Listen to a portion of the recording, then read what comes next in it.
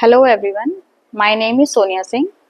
I am from Rishikesh and I had completed my schooling from Kendriya Vidyalaya IDPL Rishikesh, and I did my graduation in BSc from Pandit Lalit Mohan Sharma PG College Rishikesh.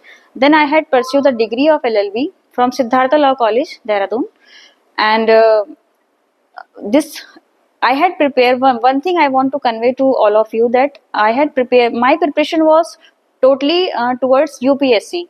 So it was not completely towards this examination UKPSC, because I had never thought of to do this, but when I gave my attempts to UPSC, so I could not able to clear prelims. So I started to fill some other forms like Uttarakhand APO, Uttarakhand PCSJ, and Uttarakhand PCS. So that was a kind of a different strategy. So there was not a separate strategy for this examination. So whatever I have studied for UPSC, I continued that. So I want to share my study material and my resources, whatever I had followed throughout this preparation. I am very glad if my strategy will be helpful to you. So first of all, I want to tell you that this exam will conducted in three stages: prelims, mains, and interview. And for prelims, there are two papers, GS and CSAT. So for GS, basic subjects are covered in this, like history, polity, geography, economics, science and tech, and environment, and some like in CSAT, maths, aptitude, Hindi, English are covered. So इस इन सब के लिए मैंने different resources use किए थे. So मैं directly mains पे आऊंगी, क्योंकि मेंस की प्रिपरेशन ऐसी होती है which covered the prelims also. अगर आपका मेंस अच्छा कंप्लीट सिलेबस, आपका मेंस का पूरा कंप्लीट है, तो आप इजीली प्रीलिम्स को क्रैक कर सकते हो, क्योंकि आपको डीप नॉलेज होगी तभी आप प्रीलिम्स भी क्रैक कर पाओगे.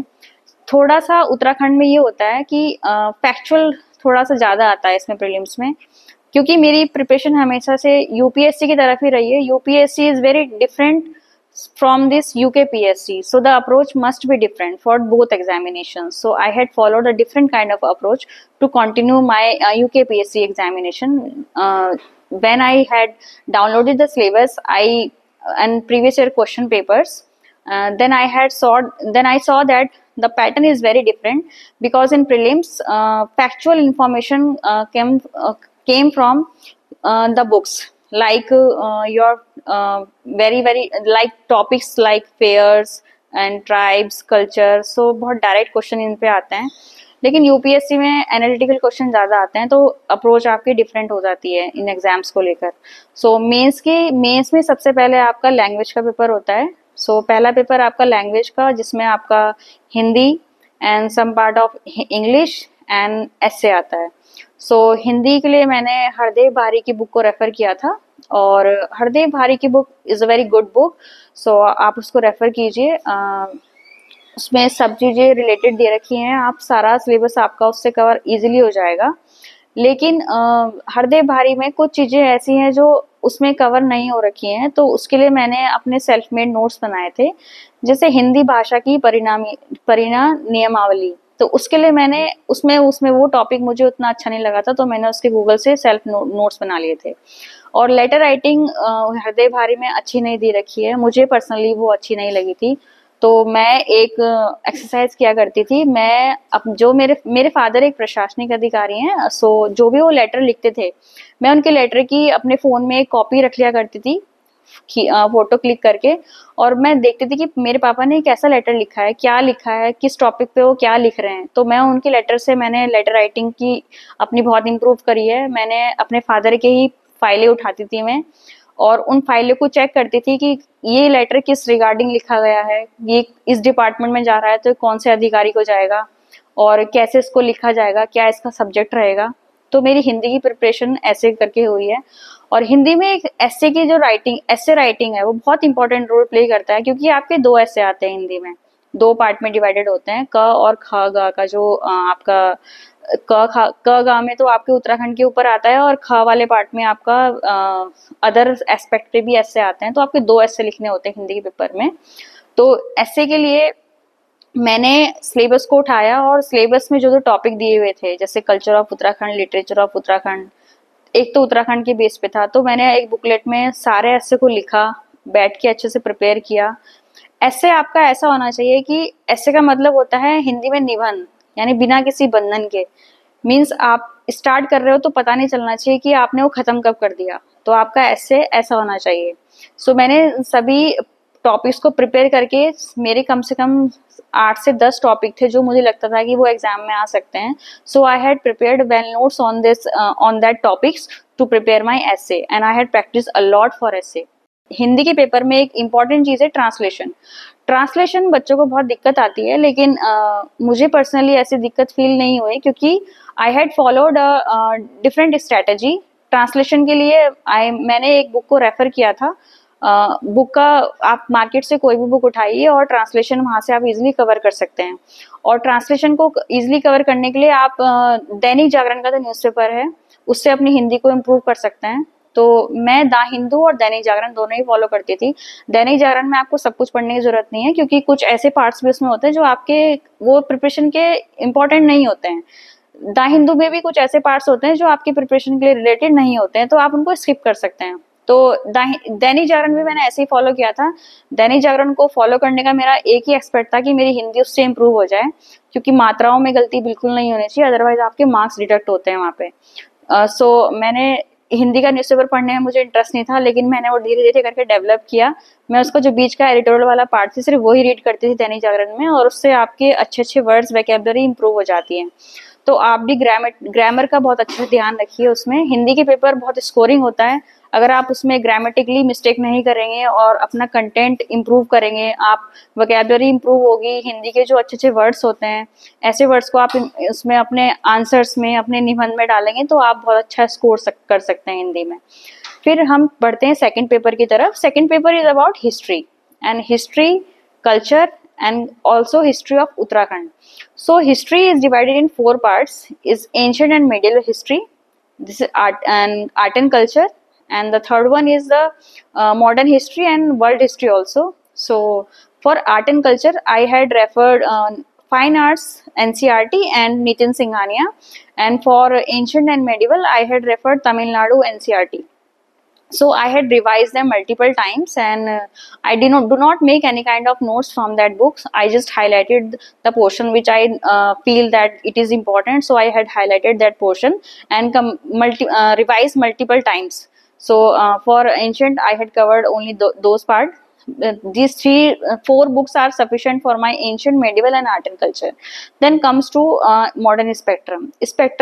Modern history is very important because it covers your international movement, freedom movement, and your independence, post independence, and so all the parts you should cover, like Cripps mission, how cabinet mission and Indian Independence Act, and Gandhi जी वाला जो portion होता है 1920 वाला के बाद वाला, जब वो उन्होंने एंट्री की थी, तो वो पोर्शन से बहुत ज़्यादा क्वेश्चन आते हैं। सो मैंने मॉडर्न हिस्ट्री को जो स्पेक्ट्रम से कवर किया और बहुत थॉरोली कवर किया, and I had revise them multiple times. Spectrum मैंने कम से कम 10 टाइम रिवाइज की होगी, क्योंकि मुझे पता था ये बहुत स्कोरिंग है और इसको रिवाइज करना बहुत इंपॉर्टेंट है, ताकि मैं एग्जाम में कुछ भी ना भूलूं।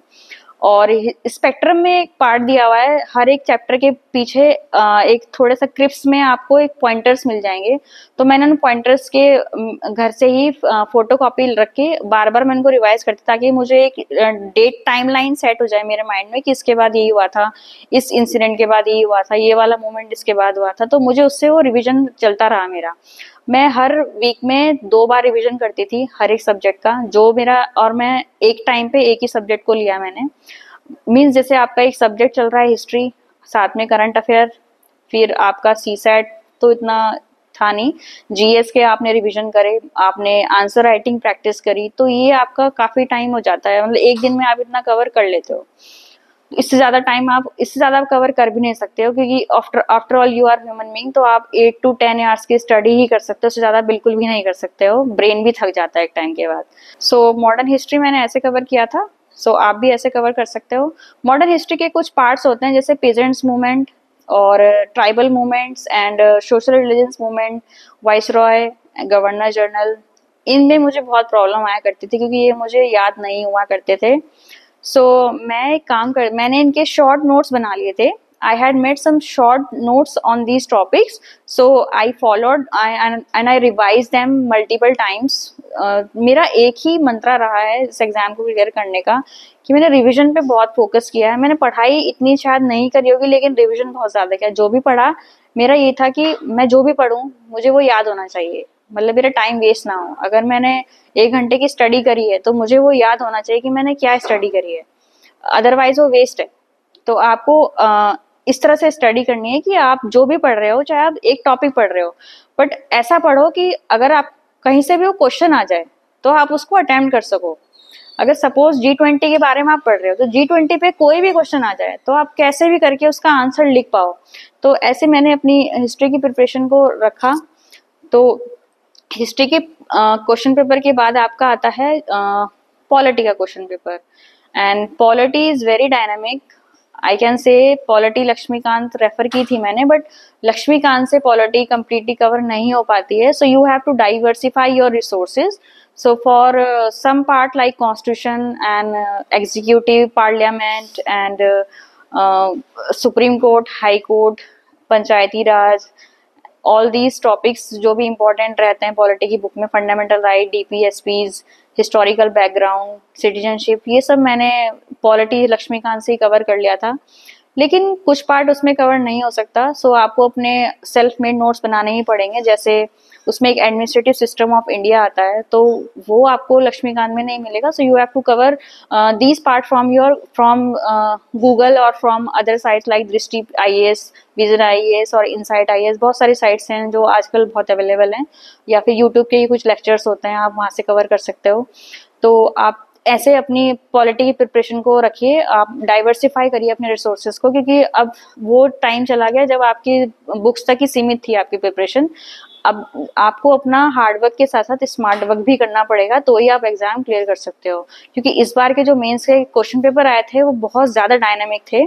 जब तक आप उनको टॉपिक्स को एनालाइज नहीं कर पाओ, एनालिसिस करना बहुत जरूरी है क्वेश्चन पेपर को।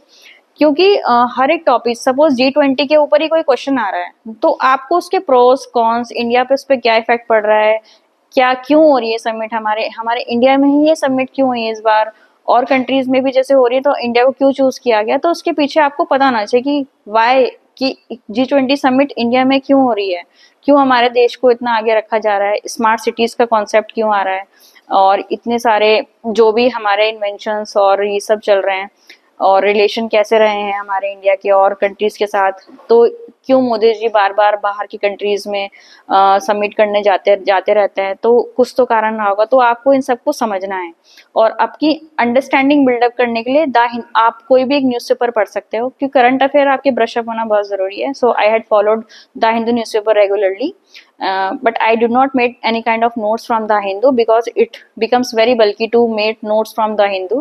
So you have to follow, just read the New Hindu and just go into YouTube and just take some kind of analysis of the Hindu. So it आराम से वहां से कवर हो जाता है। बाकी आप हर महीने मंथली या मैगजीन्स आती है विजन IAS की या फिर किसी और उस साइट की, तो आप वो फॉलो कर सकते हैं। मैंने विजन की फॉलो की थी क्योंकि मैं स्टार्टिंग से ही वही फॉलो करती हूँ, तो मुझे वो कन्वीनियंट लगती है, तो मैंने विजन से ही मंथली मैगजीन को फॉलो किया था करंट अफेयर को ब्रश अप करने के लिए।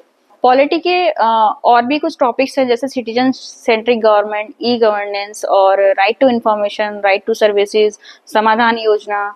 सो इन सब, ये सब आपको बुक में कहीं नहीं मिलेंगे, इनके आपको खुद नोट से बनाने पड़ेंगे। सो थोड़ी मेहनत तो करनी पड़ेगी आपको एग्जाम को क्लियर करने के लिए, बिकॉज सिलेबस बहुत वास्ट है और आपका माइंड ऐसा भी नहीं है कि आप सब कुछ माइंड में रख सको, आपको नोट्स बनाने ही पड़ेंगे। तो बुक में आपको सब कुछ कवर नहीं होगा। सो यू हैव टू मीन्स आपको अपने नोट्स ऐसे बनाने हैं कि वो बहुत ज़्यादा एग्जामिनर को बहुत अट्रैक्टिव लगे, आप जो भी आंसर उसमें लिख रहे हो अपने क्वेश्चन पे आंसर शीट में, क्योंकि अल्टीमेटली आपके नोट्स जैसे होंगे आपका आंसर भी वैसे ही होगा वहाँ पे। मैंने यही फील किया है कि जैसे मेरे नोट्स थे, जो मैंने नोट्स बनाए वैसे ही मेरे आंसर वहाँ निकल के आ रहे थे। अगर मैंने अपने नोट्स में कुछ कमेटी की रिकमेंडेशन डाली होगी, कुछ फैक्ट्स डाले होंगे, कुछ फिगर्स डाले होंगे, तो मैंने अपने आंसर में भी वहाँ पे वो इनकलकेट किया, क्योंकि अल्टीमेटली इतने दिनों से, इतने महीनों से आप वही एक्सरसाइज कर रहे हो, तो माइंड आपका वही चीज वहां जाके करेगा। तो आप जितने भी आपको प्रैक्टिस करने हैं, जो भी आपको न्यू वैल्यू एडिशन करना है अपने नोट्स में, आप सब घर पे कीजिए। एग्जामिनेशन हॉल में आपका माइंड इतना ज़्यादा प्रेशराइज रहता है कि आपके पास सोचने का टाइम नहीं होता है क्वेश्चन पेपर को। आपके पास 3 घंटे हैं, 3 घंटे में आपको सारे क्वेश्चन जितने भी अटेम्प्ट करने हैं, 20 से 25 क्वेश्चन आपको अटेम्प्ट करने पड़ते हैं, और वो ऐसे अटेम्प्ट करने कि आपका लिस्ट में नाम आए। तो आपको अपने आंसर्स को बहुत ज़्यादा इम्प्रोवाइज करना है, और वो आपका आंसर इनोवेटिव लगना चाहिए, और इनोवेटिव लगने के लिए आपको अपने नोट्स को इनोवेटिव बनाना पड़ेगा। ऐसा मुझे पर्सनली लगता है, क्योंकि मैंने ऐसा ही किया था। और पेपर 3 में पॉलिटी के जो पेपर है उसमें एक पार्ट इंटरनेशनल रिलेशन का भी होता है। इंटरनेशनल रिलेशन को कवर करने के लिए मैंने एक बुकलेट थी, आईएएस पार्लियामेंट या फिर विजन आईएएस की बुकलेट आती है। आप वहाँ से जो ऑर्गेनाइजेशंस हैं, जैसे डब्ल्यूएचओ क्या है और डब्ल्यूटीओ क्या है और वर्ल्ड बैंक क्या है, इनके कौन कौन से बॉडीज हैं, यूनाइटेड नेशन, और इनका इंडिया के साथ क्या रिलेशन है, क्या इम्पैक्ट पड़ रहा है, इन सबको आप छोटे से नोट्स बनाइए 1 और 2 पेजेस के, जिससे ये आराम से क्लियर हो सकते हैं। और इंटरनेशनल रिलेशन में मैंने एक चीज़ फॉलो की थी कि रिसेंट जो द हिंदू में कुछ ऑर्गेनाइजेशंस बहुत पॉपुलर रहती हैं, जैसे जो बार बार आ रही हैं, इट मीन्स वो इम्पोर्टेंट है, इसलिए वो बार बार न्यूज़पेपर में आ रही है। तो आप उनके एक अच्छे से नोट्स बना के रखिए 3 से 4 पेज के, क्योंकि क्वेश्चन पेपर में जाहिर सी बात है, अगर वो पेपर में आ रहा है द हिंदू में या फिर किसी और पेपर में लगातार न्यूज़ में, तो इट मीन्स वो आपके एग्जाम में भी आने वाला है। अगर वो वैसे नहीं आएगा तो घुमा के आएगा, लेकिन आएगा जरूर। ऐसा ही हुआ था, G20 के ऊपर एक क्वेश्चन था तो वो आया था, और उस टाइम पे द्रौपदी मुर्मू जी हमारी प्रेसिडेंट बनी थी, तो उनके ऊपर भी क्वेश्चन आया था, जबकि वो अनएक्सपेक्टेड क्वेश्चन था बहुत ज्यादा, बट वो क्वेश्चन आया। अगर हमने पढ़ा नहीं होता उनकी लाइफ की जर्नी को, तो हम वो सॉल्व नहीं कर पाते उस क्वेश्चन को। सो आपको अपने प्रिपरेशन के साथ साथ अपने माइंड को भी ब्रॉड करना है, आप अपने सोचने का नज़रिया बढ़ाना पड़ेगा आपको। आपका जो दायरा है सोच का, वो आपको बहुत वाइड करना है, ब्रॉड करना है, और वो पढ़ पढ़ के ही होता है। आप जब तक करंट अफेयर्स से अपडेट नहीं रहोगे, आपके कॉन्सेप्ट क्लियर नहीं होंगे, आप एग्जाम को क्रैक नहीं कर सकते हो। फिर नेक्स्ट पेपर आता है आपका ज्योग्राफी का। ज्योग्राफी के लिए मैंने ज़्यादा मटेरियल यूज़ नहीं किया था। ज्योग्राफी के लिए I had referred only 4 book of NCERTs 11th and 12th। For 11th and 12th total completed 4 books हो जाती हैं वो आपकी। So like human geography, economic geography, Indian geography and physical geography. So Indian geography and physical geography is very important because they cover the part of climate, weather, oceans, and your solar system, your soil and crops. So these are very important books. So इन दो books को आपको बार बार revise करना है। और इसके साथ आपको एक चीज़ का ध्यान रखना है कि you have to cover your maps thoroughly, because maps, अब आप ऐसा नहीं करोगे कि मैप को आप पूरा उठा के पढ़ने लग जाओगे। जैसे वर्ल्ड मैप है, आप क्या क्या पढ़ोगे उसमें, इतनी सारी कंट्रीज हैं। सो आपको सिर्फ वही रीड करना है जो न्यूज़ में चल रही है आजकल लोकेशन। सपोज लाइक अभी रिसेंटली राफा एक लोकेशन थी, वो न्यूज़ में थी, तो जाहिर सी बात है राफा के ऊपर क्वेश्चन आ सकता है, तो आपको राफा के ऊपर थोड़े से नोट्स बनाने पड़ेंगे। तो ऐसे ही उस टाइम पे जो भी न्यूज़ रिसेंट न्यूज़ में लोकेशन चल रही होती थी, तो मैं उस पर छोटे से एक नोट्स बना लिया करती थी कि मे भी शायद इस पे क्वेश्चन आ जाए, तो एटलीस्ट मैं कुछ लिख तो पाऊँ 4 से 5 लाइन का। तो मैं इन लोकेशंस को मैप में प्रिपेयर करती थी। और मैंने ज्योग्राफी के पेपर में एक इम्पॉर्टेंट एक्सरसाइज की थी कि मैंने इंडिया का मैप बनाना सीख लिया था, और वर्ल्ड का, कि मेरा कोई भी आंसर अगर आए तो मैं एटलीस्ट उसमें मैप बना सकूं। सपोज इंडिया का रिलेशन दिखाया हुआ है क्लाइमेट के रिलेटेड, कि इंडिया से ये वाली क्लाइमेट आ रही है, ये वाली विंड यहाँ से चल रही है, मेडिटेरियन सी से ऐसी विंड आ रही है, तो आप कैसे इसको डिस्क्राइब करोगे। एक स्टूडेंट होगा कि वो उसको सिंपल आंसर लिख देगा, लेकिन अगर वहीं एक बच्चा उसमें मैप बना के लिख रहा है और उसको फ्लो चार्ट बना रहा है, तो उसकी जाहिर सी बात है उसके मार्क्स सबसे ज़्यादा आएंगे। तो मैंने वो एक्सरसाइज फॉलो की थी, मैंने मैप को बहुत इनकलकेट किया अपने आंसर्स में। मेरे हर एक एग्जाम्पल में या तो कोई मैप रहा होगा या कोई फ्लो चार्ट रहा होगा।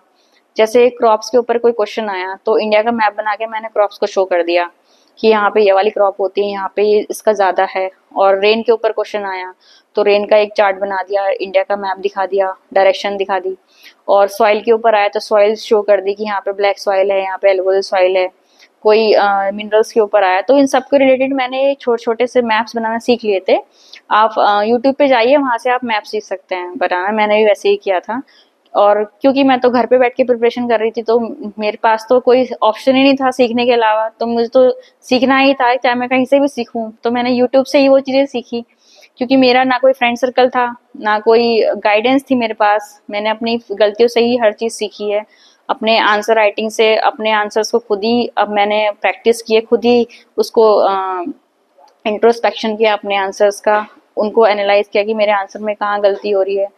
अब आंसर राइटिंग के लिए मैंने एक चीज आंसर राइटिंग के लिए मैंने एक चीज की थी, मैंने टॉपर्स की बुकलेट डाउनलोड की थी, जो यूपीएससी के टॉपर्स होते हैं बेसिकली। और मैंने देखा था कि वो अपने आंसर्स कैसे लिखते हैं, तो उनसे ही सीखा है मैंने फ्लो चार्ट वगैरह ऐड करना और मैप वगैरह ऐड करना, कि यूपीएससी के टॉपर अपने आंसर्स में हमेशा कोई फ्लो चार्ट, कोई मैप, कोई डाटा, कोई फिगर, कोई कमेटी की रिकमेंडेशन, ये सब वो डालते हैं, कोई स्कीम डालते हैं। तो आप भी अपने आंसर्स में इन चीज़ों को इनकलकेट कर सकते हैं, डेफिनेटली आपके मार्क्स इंप्रूव ही होंगे उस चीज़ से। सो मैं हमेशा ही चेक करती थी कि मैंने ये आंसर लिखा है और टॉपर ने ये आंसर लिखा है, क्या अलग है उसके आंसर में मेरे से, जो मुझे नहीं आ रहा है टॉपर को वो आ रहा है। तो मैं वो सीखने की कोशिश करती थी कि इस टॉपर ने ये वाला आंसर इतने अच्छे से लिखा है और मेरी इतनी गलती हो रही, तो मैं बार बार उसी आंसर को बार बार लिखती थी मैं, कि मेरा आंसर भी उस लेवल तक पहुंच जाए कि जिस लेवल तक टॉपर ने वो आंसर लिखा है। तो राइटिंग प्रैक्टिस आप ऐसे कर सकते हैं, टॉपर की बुकलेट आपको बहुत हेल्प करेंगी। इकोनॉमिक्स के पेपर के लिए मैंने मैक्रो इकोनॉमिक्स की एनसीईआरटी आती है, उसको रीड किया था अपना बेस कॉन्सेप्ट इंप्रूव करने के लिए, क्योंकि मेरी इकोनॉमिक्स इतनी अच्छी नहीं है। सो इकोनॉमिक्स पे मैंने ज़्यादा ध्यान दिया। इकोनॉमिक्स के लिए जैसे द हिंदू में इकोनॉमी का एक पेपर आता है, पेज आता है, तो मैंने जो भी उसमें रिसेंट कोई टर्म्स चल रही होती थी, जैसे इन्फ्लेशन के भी नए नए पार्ट्स आते, नई नई डेफिनेशंस आती रहती हैं, तो वो सब की मैं गूगल पे जाके चेक करती थी कि ये एक्चुअली होता क्या है, क्या इसका इम्पैक्ट पड़ता है इंडिया पे, ये इतनी न्यूज़ में क्यों है, आरबीआई के जो गवर्नर हैं वो क्या अपने रिकमेंडेशन आजकल दे रहे हैं, बेस रेट क्या चल रहा है आपका, और सीएसआर एसएलआर ये सब क्या होता है, ये सब मैंने वहाँ जाके सीखा, वहाँ न्यूज़पेपर से सीख कर पढ़कर उसको अपने शॉर्ट नोट्स बनाकर इन चीज़ों को मैंने बहुत रिगोरसली फॉलो किया। इससे मेरी इकोनॉमिक्स भी अच्छी खासी इंप्रूव हो गई थी। इकोनॉमिक्स के पेपर काफ़ी डायनामिक होता है, तो आपका बुक से उस उतना अच्छा आंसर नहीं निकल के आता है, तो आपको उस चीज़ को आपको अपने नोट्स बनाने पड़ेंगे, और नोट्स में आपको जो रिसेंट चीज़ें चल रही होती हैं, और जैसे इंडिया पे इस एक्सपोर्ट इम्पोर्ट क्या होता है, ये फेरा फेमा, ये ऑर्गेनाइजेशंस हैं क्यों क्यों बनाई गई हैं, क्या इम्पैक्ट पड़ता है इंडिया पे इसका, और अगर हम एक्सपोर्ट करते हैं तो बाहर आउट कंट्रीज पे क्या इम्पैक्ट पड़ता है, तो ये सब आपको पता होना चाहिए। और बेसिक कॉन्सेप्ट के लिए आपने इकोनॉमी की जो बेसिक एनसीईआरटी होती है, एक मैंने एनसीईआरटी और रेफर की थी इकोनॉमिक्स के लिए, इंडियन इकोनॉमी की एनसीईआरटी, वो भी बहुत अच्छी बुक है, उससे आपके बेस आराम से क्लियर हो जाते हैं। जैसे उसमें एलपीजी वगैरह दिया हुआ है, प्राइवेटाइजेशन, ग्लोबलाइजेशन, लिबरलाइजेशन, ये सब उसमें काफ़ी अच्छे से समझाया गया है, अनएम्प्लॉयमेंट क्या होता है। सो आप वहाँ से इकोनॉमिक्स को कवर कर सकते हैं। इकोनॉमिक्स के लिए आप एक चीज़ और कर सकते हैं कि जो विजन आईएएस के करंट अफेयर आते हैं, तो हर मंथ उसके करंट अफेयर आते हैं, और उसमें विजन आईएएस का करंट अफेयर की बुकलेट बहुत अच्छी बुकलेट है, उसमें हर एक पार्ट को डिवाइड करके दिया हुआ है। जैसे इकोनॉमी का पार्ट अलग आता है उसमें, तो आप वहाँ से भी अपने नोट्स को इम्प्रूव कर सकते हैं। आप इकोनॉमी का पार्ट वहाँ से उठाइए और अपने नोट्स में ऐड करते जाइए, तो इससे आपके नोट्स वैल्यू एडिशन आपका बहुत अच्छा हो जाता है। तो मैंने ऐसे ही किया था, क्योंकि मुझे इकोनॉमिक्स में डर लगता था कि कहीं एक पेपर की वजह से मेरा सिलेक्शन रुक ना जाए, इसलिए मैं उस पर ज़्यादा ध्यान दिया करती थी।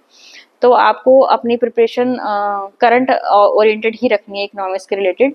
सो और पॉलिसीज रिगार्डिंग जो भी रिसेंट पॉलिसीज हुआ करती थी, और आरबीआई कोई नई नई कमेटी निकालते थे, वो सब आप नोट करते जाइए। तो फैक्ट अपने आंसर, इकोनॉमी के आंसर में फैक्ट्स ज़्यादा डालिए, और कमिटीज की रिकमेंडेशन भी ज़्यादा डालिए, उससे आपके, और जैसे रिपोर्ट्स होती हैं, सपोज हंगर रिपोर्ट आ गई है, वर्ल्ड इकोनॉमिक फोरम की रिपोर्ट होती हैं, वो सब डालिए आप, आपके आंसर बहुत अच्छे निकल के आएंगे उससे।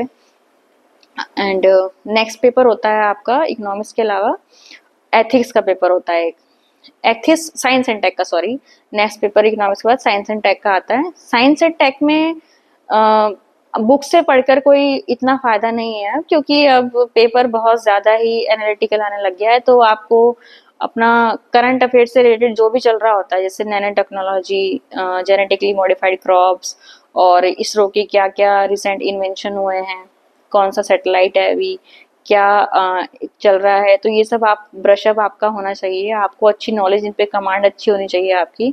सो मैंने इनके नोट्स बना के रख लिए थे। मैंने हर एक चीज़ जो मुझे बुक में नहीं मिलती थी, तो मैं नोट्स ही बनाती थी उनके।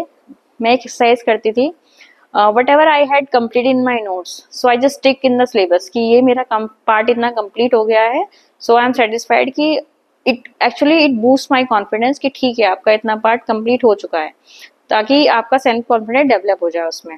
फिर देन साइंस एंड टेक के लिए जो और भी बहुत सारे साइट्स, विजन आईएएस की साइट्स ही मैंने हर चीज़ के लिए फॉलो की है। उसका वैल्यू एडिशन मटेरियल आता है, आप वहाँ से साइंस को इजीली कवर कर सकते हो। और साइंस में एक डिजास्टर मैनेजमेंट का पार्ट होता है, सिक्योरिटी का। डिजास्टर मैनेजमेंट के लिए मैंने national disaster management authority of India की जो साइट्स होती है एनडीएमए की, वहाँ से मैंने शॉर्ट नोट्स बना लिए थे 1-2 पेज के। तो उनकी गाइडलाइंस बहुत इंपॉर्टेंट होती है। अगर कोई भी आंसर्स आए आपका डिजास्टर के ऊपर, तो आप डिजास्टर की एक डेफिनेशन लिखिए, क्या होगा उसमें, डेफिनेशन लिखिए, आप उसकी एग्जाम्पल डाल दीजिए, और बाद में सॉल्यूशन में आप उसको नेशनल डिजास्टर मैनेजमेंट की गाइडलाइंस को डाल दीजिए। इससे आपको ये हेल्प मिलेगी।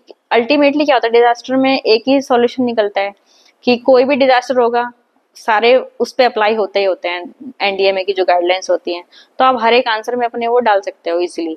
लेकिन आपका आंसर हर एक उसका डाइवर्सिफाई होना चाहिए। ऐसा नहीं लगना चाहिए कि आपका आंसर सेम है, इसमें भी वही आपने बॉडी डाल दी, इसमें भी यही कंटेंट डाल दी, तो ऐसा नहीं होना चाहिए। आपका आंसर मस्ट बी डाइवर्सिफाई।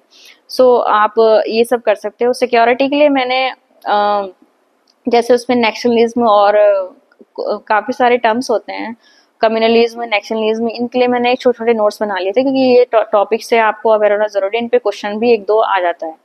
फिर नेक्स्ट आपका जो साइंस एंड टेक के अलावा एक नेक्स्ट पेपर होता है, वो होता है एथिक्स का और एप्टीट्यूड का।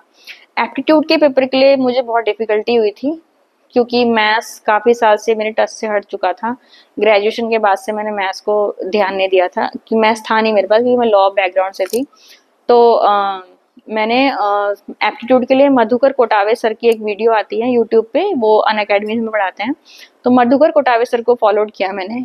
उसके मैंने मैथ्स के जितने भी टॉपिक्स हुआ करते थे, जो मैंने प्रीवियस ईयर क्वेश्चन पेपर उठाया, और मैंने देखा कि पेपर्स इस टॉपिक्स के ऊपर ज़्यादा आया हुआ है, तो मैंने सिर्फ वही टॉपिक्स को पढ़ा, क्योंकि मेरे पास टाइम नहीं था पढ़ने का इतना।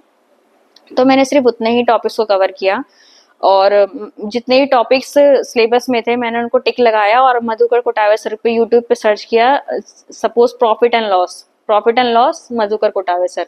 तो उनका प्रॉफिट एंड लॉस के ऊपर सारा कुछ आ जाया करता था। तो मैं सारी वीडियो को देख के आराम से नोट्स बना के और बार बार उनको प्रैक्टिस करती थी। तो एग्जाम टाइम पे मैंने ऐसा ही किया। एग्जाम में मुझे इतनी दिक्कत नहीं आई, हालांकि मैंने मैथ्स के क्वेश्चन कम अटेम्प्ट किए थे, क्योंकि इस बार थोड़ा पेपर भी बहुत ज़्यादा डिफरेंट पैटर्न से आया था। सो फिर मैंने एथिक्स पे ज़्यादा ध्यान दिया, कि मुझे ये था कि अगर मैं मैथ्स ना कर पाऊँ इन केस, तो एटलीस्ट मैं एथिक्स तो कर पाऊँ। तो एथिक्स को मैंने कवर किया।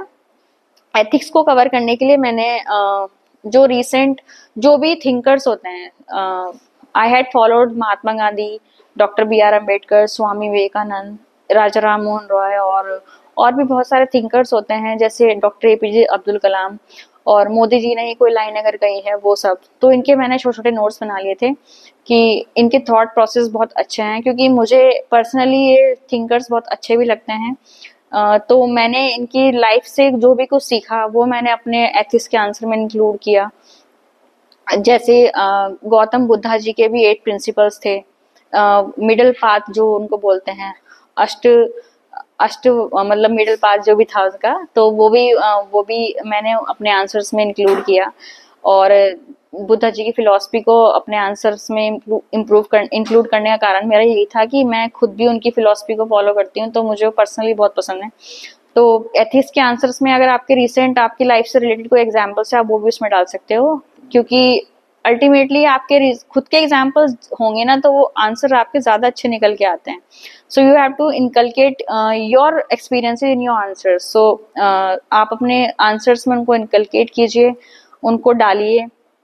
और जितने भी सिलेबस से आपके टॉपिक्स हैं, जैसे एथिक्स, इंटीग्रिटी और इक्वालिटी और भी बहुत सारे उसमें टॉपिक है, प्रॉपर्टी इन गवर्नेंस। और तो इन सब पे आप वन वन लाइनर के नोट्स बनाइए और अपने थिंकर्स ने इन चीज़ों पे क्या कहा है वो सब लिखते जाइए। जैसे डॉक्टर बी आर अम्बेडकर ने वुमेन एम्पावरमेंट के ऊपर बहुत अच्छी लाइन कही है कि अगर महिलाएं शिक्षित होंगी, किसी देश की डेवलपमेंट को हम पता लगा सकते हैं कि वहाँ की महिलाएं कितनी ज़्यादा पढ़ी लिखी है।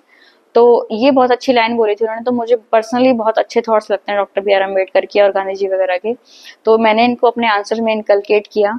और केस स्टडीज पे भी आपको बहुत फोकस करना है, क्योंकि केस स्टडीज भी आती है उसमें। तो केस स्टडीज में भी आपने रिसेंट एग्जांपल डाल सकते हैं, जो भी अपने आसपास आप देखते हो या फिर आपने न्यूज़पेपर से कहीं सुना हो या आपने अपने पेरेंट्स से ही कुछ सीखा हो, तो आप उसमें वो डाल सकते हैं। तो एथिक्स का पेपर है जैसे जनरल पेपर, आपको एथिक्स का मतलब ये है कि आपने अपनी लाइफ में क्या सीखा है। इट्स नॉट अबाउट कि आपको बस एक फैक्चुअल चीज लिखनी, नहीं, आपने जो भी सीखा है अपने एथिक्स के पेपर में आपने डाल सकते हो। But it should be in a language कि आप लगना चाहिए कि किसी सिविल सर्विसेज के बच्चे ने एग्जाम लिखा है, ये ऐसा आपका आंसर होना चाहिए। तो एथिक्स की प्रिपरेशन और एप्टीट्यूड की प्रिपरेशन मेरी ऐसी रही है। एक लास्ट स्टेज इसमें आते हैं interview. Interview was kind of challenging for me because मैंने कोई मॉक इंटरव्यू नहीं लिया। एक्चुअली ये प्रिपरेशन मैंने बिना किसी कोचिंग के की है, मैंने इसमें कोई भी कोचिंग नहीं ली है किसी भी स्टेज में। बच्चों को ये डाउट होता है कि कोचिंग के बिना होगा कि नहीं होगा, लेकिन अगर आपको खुद पे सेल्फ कॉन्फिडेंस है तो इजीली हो सकता है। कोचिंग कई बच्चों की नीड हो जाती है, आप ले सकते हो, इसमें कोई दोहरा प्रॉब्लम नहीं है कोचिंग लेने में, आप आराम से लीजिए। लेकिन मुझे फाइनेंशियल कंस्ट्रेंट होने के साथ साथ मेरा पर्सनली मुझे कोचिंग लेना अच्छा भी नहीं लगता। लेकिन मॉक इंटरव्यू मेरी नीड थी, मुझे लेना था, लेकिन मैं ले नहीं पाई थी। जैसे मैंने आपको बताया कि मेरे हस्बैंड की तबीयत वगैरह खराब थी और फाइनेंशियल कंस्ट्रेंट थे, तो मॉक इंटरव्यू में ज़्यादा ले नहीं पाई थी, ले ही नहीं पाई थी ज़्यादा। क्या, मैंने घर पे ही प्रैक्टिस की थी उसकी, खुद बैठ के बोलने की और टॉपिक को प्रिपेयर करने की। मॉक इंटरव्यू मैंने अपना डैफ अच्छे से प्रिपेयर किया था, हालांकि मेरे डैफ से एक भी क्वेश्चन नहीं आया था। So it was totally different kind of interview जो मेरा वहाँ गया था। सो सारा उन्होंने मुझसे उत्तराखंड के बेस पे ही पूछ लिया था और जो भी करंट चल रहा था वो पूछा था, डैफ से कुछ भी नहीं आया था। तो आपको नहीं पता, यू कांट एक्सपेक्ट कि आपसे वहाँ क्या पूछ लिया जाए। सो आप प्रिपेयर करके जाइए, अपने माइंड को खुला रखिए, वो आपकी पर्सनैलिटी को जज करते हैं वहाँ पे। आपकी नॉलेज उन्होंने जज कर ली है आपके मेंस में, हालांकि इंटरव्यू में आपकी नॉलेज के बेस पे आपकी पर्सनैलिटी भी जज की जाती है। सो ऐसा नहीं है कि आपको नॉलेज के बिना आप इंटरव्यू क्लियर कर सकते हो, आपको नॉलेज भी होनी चाहिए उस चीज़ों की। लेकिन आप डरिए मत इस स्टेज से, आप अपना फोकस अपने प्रिपरेशन पे रखिए। एंड ये मेक श्योर कीजिए कि आप जो भी प्रिपेयर कर रहे हैं इंटरव्यू के लिए वो एकदम शॉर्ट होना चाहिए, क्रिप्स होना चाहिए, क्योंकि इतना सामने वाला आपको इतना नहीं सुनने वाला। सो आपको ये ध्यान में रखना है कि जो भी आपके सामने पैनल है, they are very intelligent and they are very experience person, आप उनको बेवकूफ़ नहीं बना सकते हो। आपकी लाइफ में जो भी हुआ है, जो भी वो पूछ रहे हैं, आपको सच बोलना है। चाहे वो आपने कितने फेलियर्स देखे हों, आपको हमेशा सच ही बोलना है उनके सामने, क्योंकि अगर आप ब्लफ करोगे तो वो पकड़ लेंगे एकदम से, क्योंकि they are very kind of intellectual person. So आप उनको ब्लफ झूठ नहीं बोल सकते हो। सो रियल रहिए, जैसे हो वैसे रहिए, जो आपकी पर्सनैलिटी है बस वही वैसे ही दिखाइए। आप अपने आप को आर्टिफिशियल होने का कोशिश मत कीजिए उनके सामने, जैसे हो वैसे रहिए। और सिंपल सोबर एंड इंटरव्यू की एक गरिमा होती है, उसको आप मेंटेन रखिए, क्योंकि अल्टीमेटली इंटरव्यू बहुत इंपॉर्टेंट रोल प्ले करते हैं आपकी लिस्ट में आने के लिए।